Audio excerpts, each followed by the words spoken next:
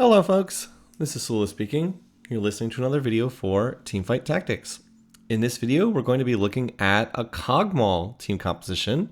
And in fact, we actually have dueling Kog'Maw team compositions because this is going to be a game where Kog'Maw is contested. We're going to have to work around the fact that there's someone else in this lobby who's going to be playing Kog'Maw as well. All right, now this is taken from another one of our Friday morning double up games. We've managed to fill up 3/4 of the lobby. I am teamed up here with Rienzo. Also on the other teams we have Willow Arkin and the Walloper playing together, and then Antisocial Monkey and Headwinder are playing together. And then we also have 2 completely random people that we don't know that we've just pulled in. We've been able to get 8 people to fill up the lobby a number of times, but we've also seemed to keep getting stuck with 7 people. So if by any chance someone random is watching this and would like to join us on our Friday morning double up games, we'd really love to go from 7 people to 8 people, because then we can completely fill up the lobby. And it would just be like a much nicer setup, so we don't have to go through matchmaking, pull in random people, so we don't have to worry about people, we don't have to worry about like rating or anything like that. If you fill up the entire lobby, then no one gains or loses any LP, which is really what we want, because the games are just supposed to be for fun. But anyway. All right, as far as what we've got here, the initial encounter is the one that gives you the second power snacks a little bit earlier. Doesn't really do that much. I suppose it somewhat favors reroll comps, because you can be stacking 2 units on stage 2 instead of getting the second power snack at the end of, what is it? You normally get the second one on stage 3, but it doesn't really have a huge effect overall. As far as what I got here, I ended up getting a bunch of Kennons early on. I also had this Janna early on. I also got a duplicator, a lesser champion duplicator that popped out early on. And then I also had the items for a Rage Blade, a bow, and a rod. So as soon as I saw all that stuff, I was like, I have a 2-star Kennen. Kennen's a protector. I have Janna, who's also a protector. There's a Malphite in my shop that I'm about to pick up that is a protector. I have the items for a Rage Blade. We also have a sword, which is half of a Spear of Shojin. Pretty much everything I have here is a setup to play Protector Kog'Maw. It's one of the comps that's not especially popular, but if you're set up for it, is pretty good. It can be a pretty good way to go. By the way, look at these 2 options here. Placebo gives me 8 gold and 1% attack speed. Beggars Can Be Chooser gives me 7 gold, but I also get 3 augment rerolls for all other augment choices. This is not balanced. That is way better than Placebo. Like, this is not balanced at all. So I'm going to take the one that gives me 7 gold plus a whole bunch of extra rerolls over the one that gives me 8 gold, but only gives me 1% attack speed, which is basically nothing, which is why it's called Placebo. So yeah, I'm going to set up to play the Protector Kog'Maw setup here. The basic comp, this is very simple. You get a whole bunch of Protector units, and then you try to get 6 Protector. There's 6 Protector units in the current set. So you just play every single Protector unit, and then you play Kog'Maw behind them, and the logic is the Protectors just tank and stall, and it provides enough time for Kog'Maw to scale up, and Kog'Maw just kills everything. And you're basically a 1-threat comp. But Kog'Maw is one of those units that can basically get to infinite scaling. It's literally the way that Cog works is Cog stacks up attack speed and can basically stack it up almost infinitely, and also gets infinite range. So I really have all the pieces to play this. I'm just missing one thing. I don't actually have Kog'Maw yet. Everything else I have for the setup, I just don't have Kog'Maw. Also, by the way, fire sale on Garens here, apparently. I have 4 Garens in my shop. A little bit of shame I'm not playing Battle Academia. I'd be like almost halfway to 3-star Garen at this point. Now, here's the thing. I looked at my spot. I had all the pieces to play Cog, except I didn't actually have Kog'Maw. And then I look at the lobby and I see, oh no, Headwinder's playing Kog'Maw, and he already has 2 Kog'Maws here. Oh no, that is not what I want to see. Because if he is also playing Cog, that means we both are going to have to try to hit him. I'm actually up against his board in this round. I was like, I have all the pieces to play Cog, except I don't actually have Kog'Maw himself. And that's going to make it hard to play this, because now I know I'm going to be contested. And in fact, if anything, I'm the one contesting him, really. I'm kind of the rat that's trying to play the comp that's not there. He's the one who actually has Kog'Maw. I have put my items on Janna for the time being. Janna is not really a carry. She's like kind of filling in, but like this is not the unit I want. I probably would have done better to put these items on the Syndra I have, because I could probably 2-star Syndra, and she would actually be a better person to hold this. But yeah, Janna's holding it for right now. I mean, again, I'm hitting my other units. I have 2-star Malphite, 2-star Kennen. I've got the early Janna. I only need one more unit for Protector 4. I just need a Rakan for 4 Protector here. So, like, again, I've got the Protectors, I've got the items, but I don't have Kog'Maw, and unfortunately Headwinder is the one who does have Kog'Maw, so yeah. Oh, and I have the Duplicator too, and I have a Duplicator, so like every piece is here except the Kog'Maw himself. But unfortunately, that is the most important piece of the comp. Cog is the thing I need more than anything else, and that's what I'm missing, so oof, that is, that's not exactly what I'm looking for here. Now, you might have noticed that I'm also grabbing Zax. And the reason for that is Rienzo has found the Zac hero augment. This is the one that turns Zac from a tank into a carry. He basically becomes like Singed from back in set 2, where Zac just kind of like bounces around constantly, jumping on people. It's pretty hilarious to watch. So he needs a 3-star Zac, and the way that people play this is they slot in other heavyweight units, and then they try to get up to 6 Wraiths. So I'm going to be grabbing Zacs, any Zacs I see, and then also some heavyweight units. And by the way, do I sell the Syndra here to get to 20 gold? Oh, I should have done that. Syndra is not part of this board long term. I don't really need Syndra, so yeah.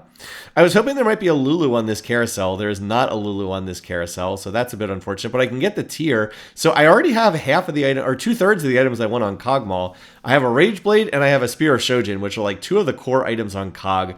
And then the third and final item is considered to be a Archangel Staff, because Cog is a scaling unit. Cog gets stronger the longer the fight goes on.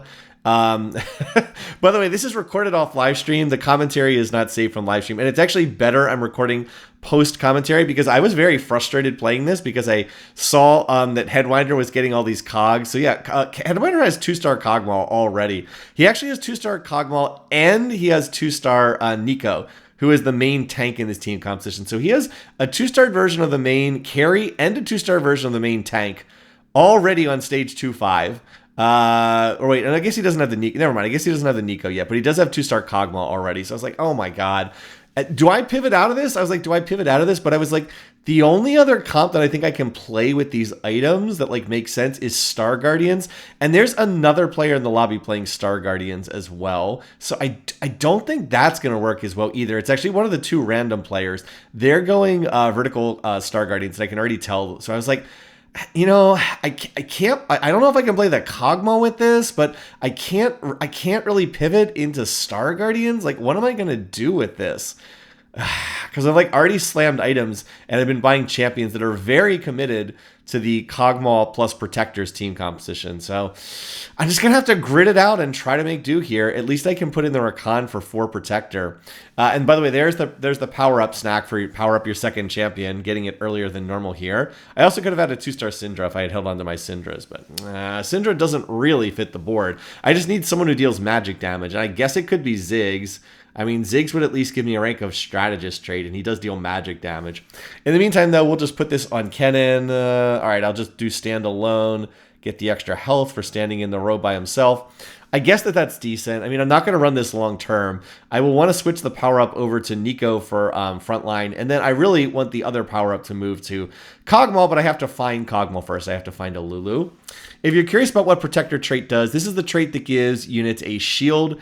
Protector units, when they hit 50% health, they gain a shield, and their closest ally also gains a shield. So stacking extra health can be good on them because you get a bigger shield, because the shield is based on a percentage of max HP. So if you put like a Warmogs on, there's a bigger shield. But it's actually even more effective usually to put more armor and magic resistance on them, because shields effectively function as additional health. So if you put extra armor and MR, that makes them tankier. By the way, there is I get the 2-star Syndra, so I could move these items over to Syndra if I want to. And again, it would be better to have them on Syndra than it would be to have them on Janna. But I'm still hoping that I can maybe find a Kog'Maw.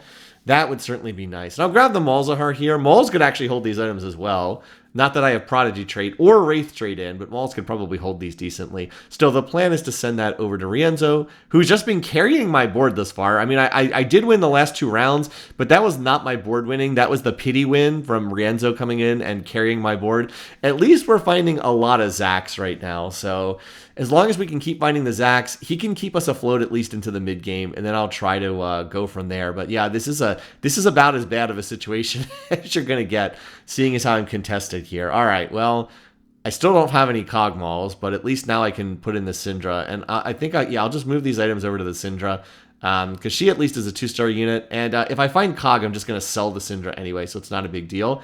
And let's see, out of these, I think it's, I did want to think about Shadow Clone.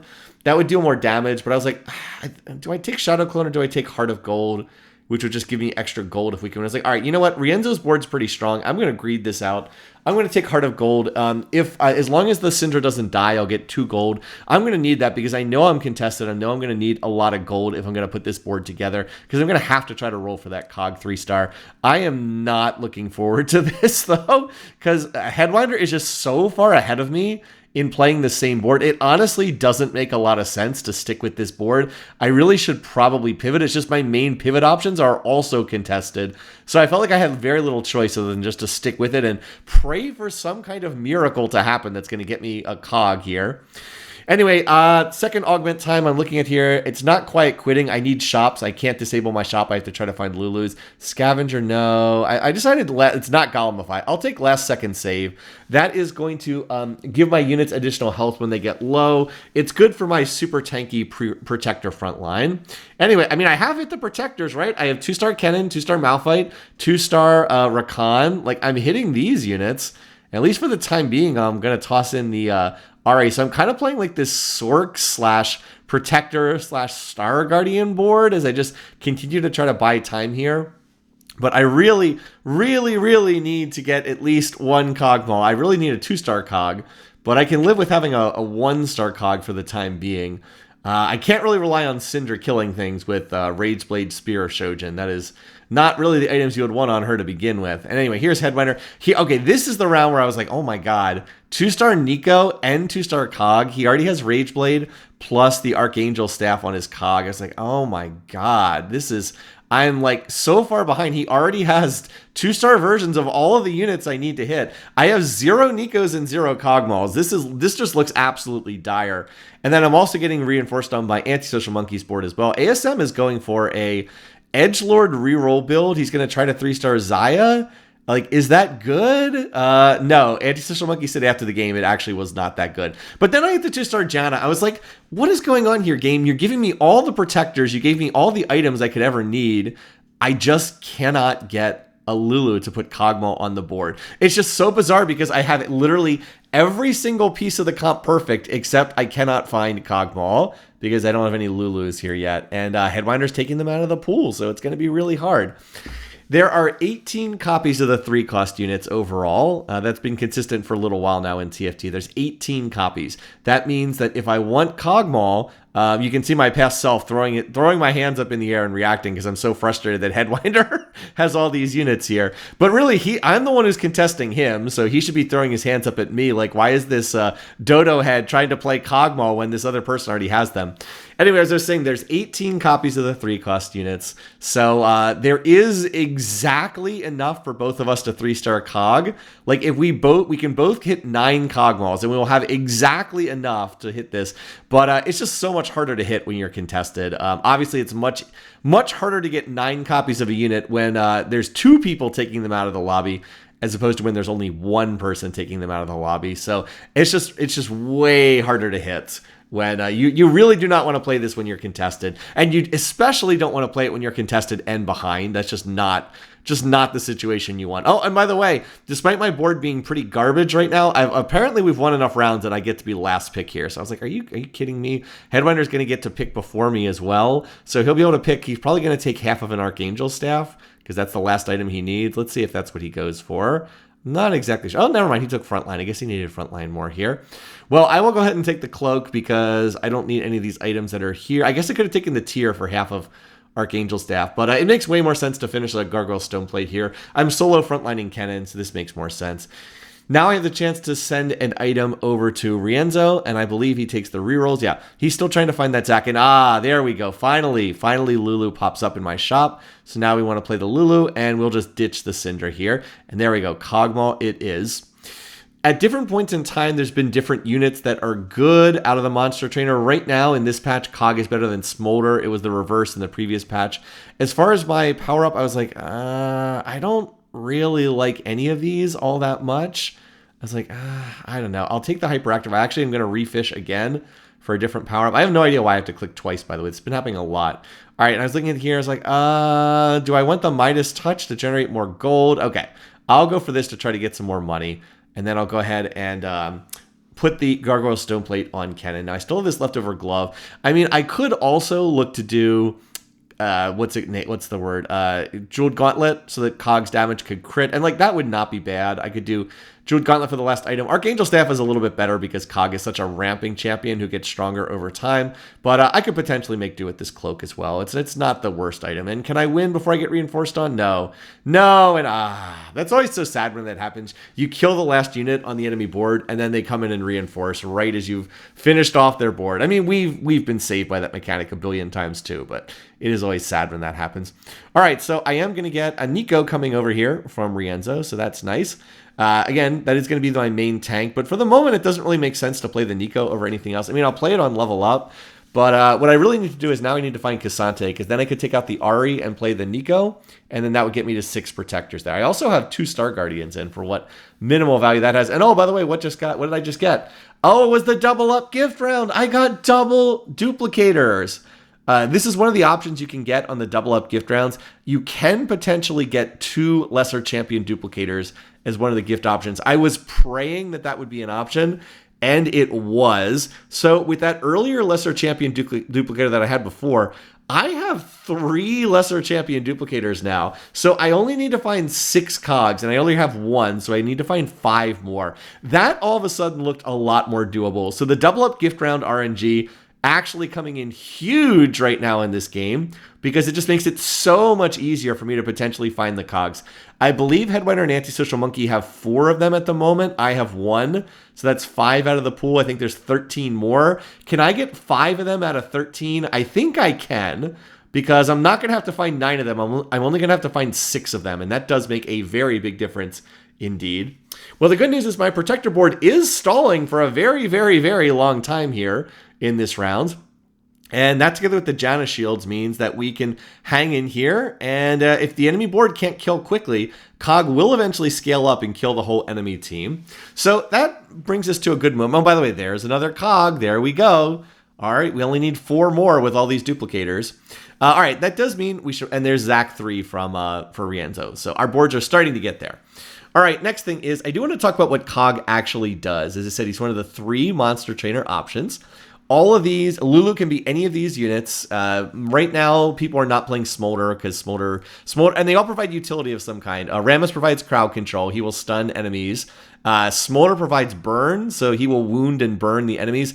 Kog'Maw's specialty is he provides armor and magic resistance shred. That's what his ability does, is when his mana bar fills up, he will hit the enemy, and then he will have the chance. And by the way, I got another Cog out of the minion round. Oh my god, that's 2-star Cog. And I still have all of these Kog'Maws here. This is starting to get crazy. Now I have 2-star Cog.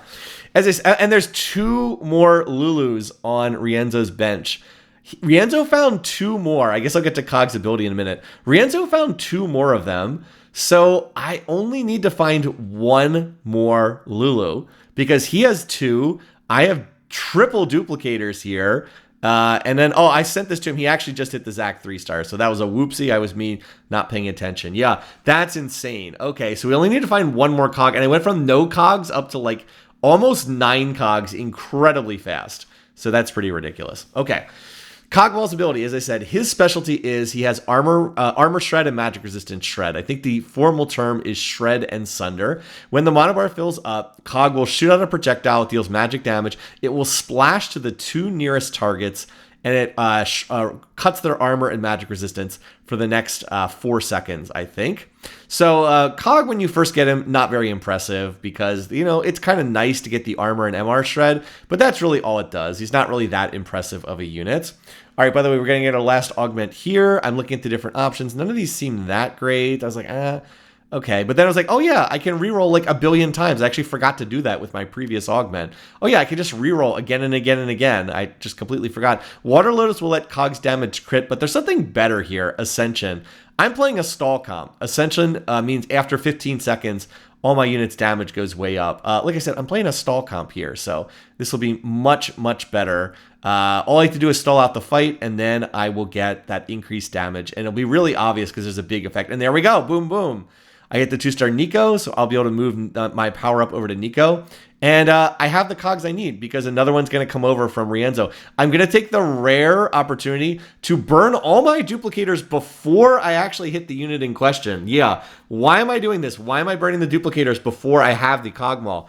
The reason is I'm trying to take the Lulus out of the pool. I'm trying to make it harder for Headwinder to hit. This is a jerk thing to do. I want to be clear, but I'm trying to take them out of the pool so it'll be harder for him to hit this unit because I know in 3 rounds, Rienzo's going to send the last Kog'Maw and I'll have Cog 3-star no matter what. So now I can go back to leveling and I want to get to level 8 and then I want to find a Cassante so that I can get our 6 Protector in. So I went from no Kog'Maws at all. I didn't even have Kog'Maw until I think it was 3-5, 3-6 to like 9. I already have 8 Kog'Maws on 4-2. And again, it's just completely insane how my luck flipped so quickly in this game. Again, I got ridiculously lucky. So yeah, I have guaranteed Cog 3-star in 3 rounds because Rienzo has the last Cog.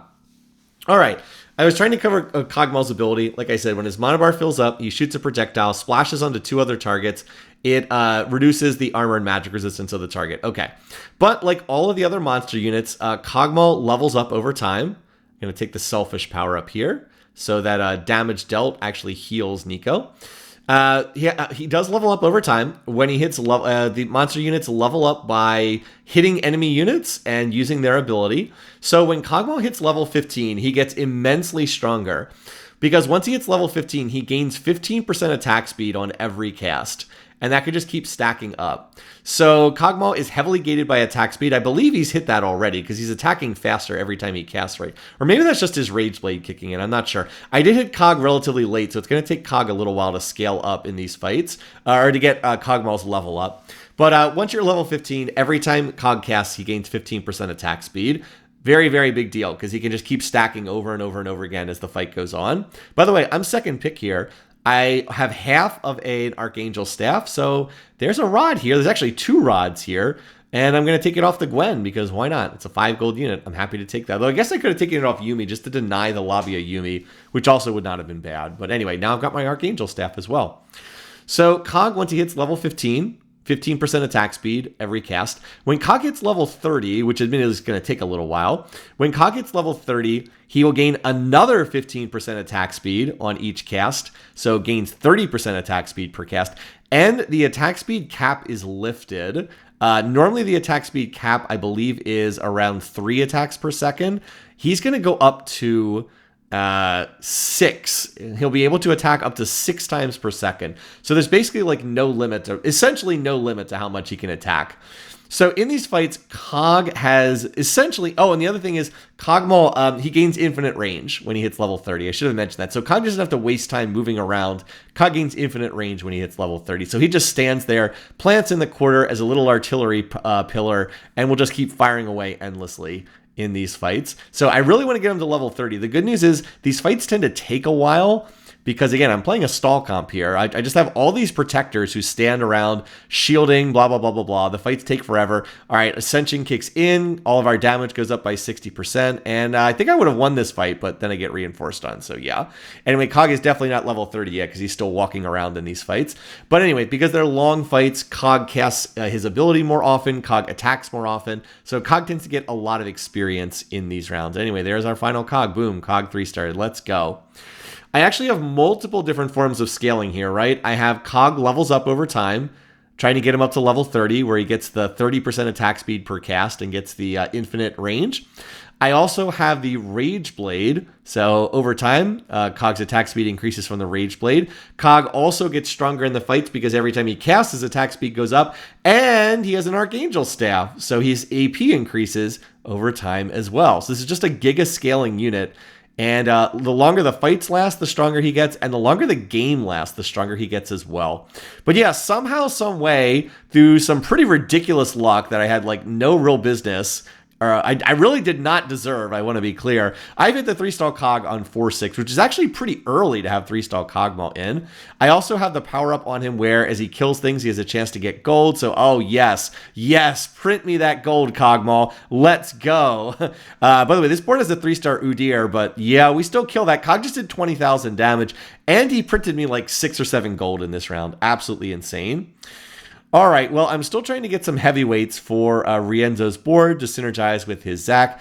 And then I'm going to look to go into Strategist trade here as well. Like, why not? I'll play Rise. That gives additional mana on auto attack, which is great for Kog'Maw. I have Janna, who gives me a rank of Strategist, so I can easily slot in Rise. And then if I want to, I can look to play Jarvan as well for another rank of Strategist. I still do need to find the K'Sante. I've been sitting on 5 Protector. 6 Protector is a lot stronger. 6 Protector increases the size of the shields. I don't have the exact number in front of me, but we'll make all of the Protector shields stronger. And K'Sante, of course, also a pretty good frontline unit. Now, this sword is not actually useful here. I guess I could have done a guard breaker for Rise, but I'm really trying to look for tank items here. And then I was playing the Gwen for Sorc trait, but I really don't need Sorc trait. And Gwen's a bit underpowered in this patch. Soul Fighter's got nerfed a fair bit. So I'm trying to figure out what I can do here. I was like, I guess I just want like frontline items, but I have this sword I can't really do anything with. I was like, all right. I guess the best thing we can do is we'll go ahead and, let's see. We'll go ahead and I think we make the Sterix, which is like a semi-tank item. And then we'll do the Steadfast Heart, which is actually legitimately a good tank item. So we'll do these. These aren't ideal items. I can maybe find someone better to put Sterix on long term. But, I mean, there's something. They're better than not having items. The big thing was just I didn't have anything to do with that sword. That sword was pretty useless. All right, I'm up against Walloper's board here. Walloper is playing the Duelist Ash board. Has the 3-star Udyr, but I have the 3-star Cog. Does 3-star Cog outscale 3-star Udyr? Looks like it does. Another 13,000 damage from Cog there. And this is with me without having 6 Protector in. Anyway, we do have more gift rounds here. It's unlikely the gift rounds are going to be as impactful as the earlier ones.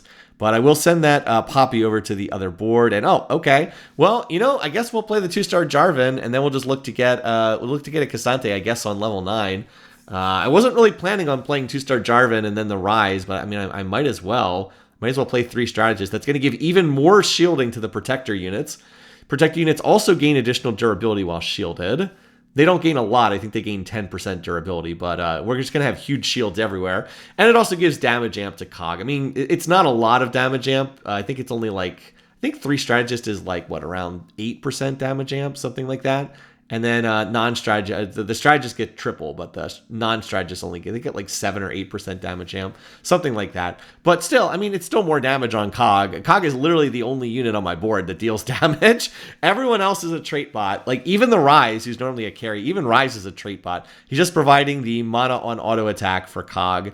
And also the the strategist benefit. So yeah, once again, we're going to get the Ascension to kick in. Cog is still alive, overcomes Rienzo's board, and we're going to win that one against the Star Guardian player who's gone to level 9. Over there, we're watching some of these other fights. Headwinder has also hit the 3-star Cog. It's a little bit crazy that we both hit the 3-star Cog in this game, but it just goes to show that in double up, duplicators are like all over the place. Duplicators get pretty common in this mode. So, I mean, you saw I had 3 lesser champion duplicators, and Headwinder probably got some duplicators as well. Otherwise, it would have been almost impossible for us to hit with all those units being out of the pool.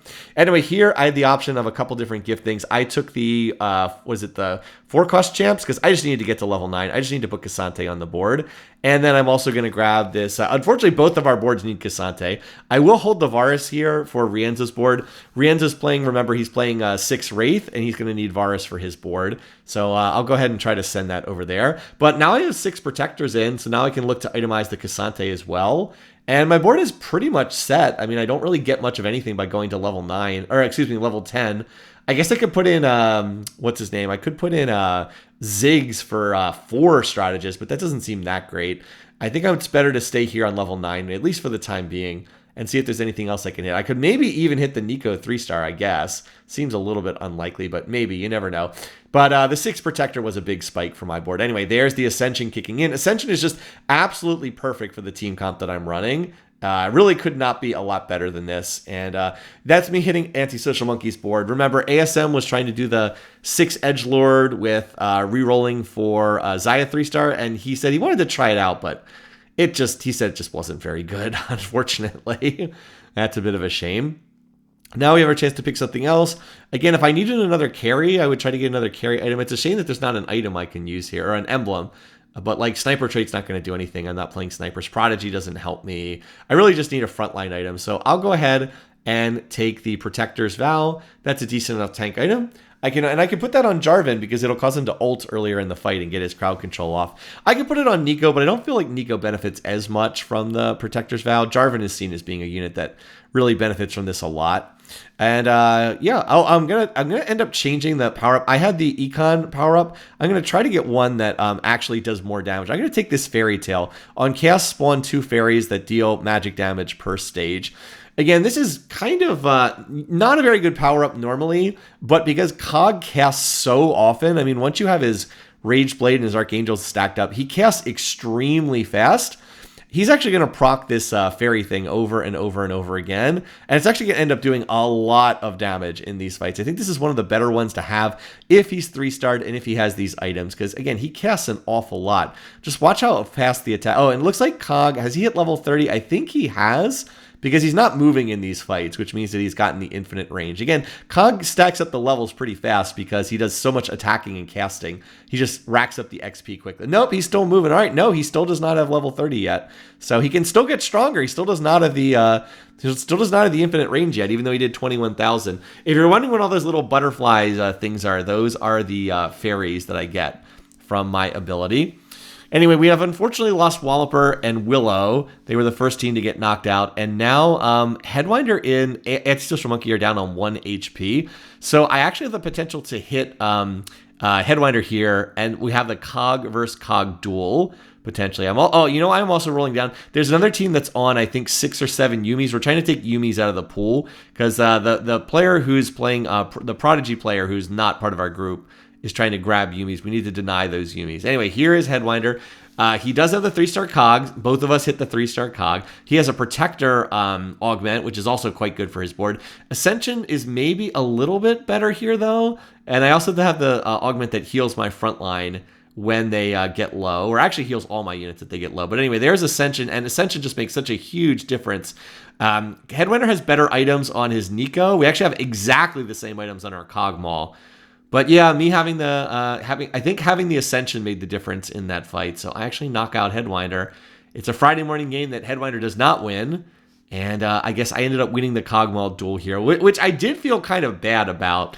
Like, let's just be clear about how lucky I was, right? I didn't have even one Kog'Maw on the middle of stage 3. Like, we did the stage 3 carousel. I had 0 of them.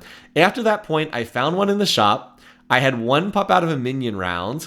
I had Rienzo send me 2 of them, and I had triple duplicators. So I got, I had minion round, I had 2 sends, and triple duplicators. That was 6 of them between that. Yeah, 6 of them between 2 gift rounds, a minion round, and 3 duplicators. I only actually found 3 Kog'Maws myself, and I still got the Cog 3-star. That is disgustingly lucky. And then, oh, what's this? I got another duplicator. Okay.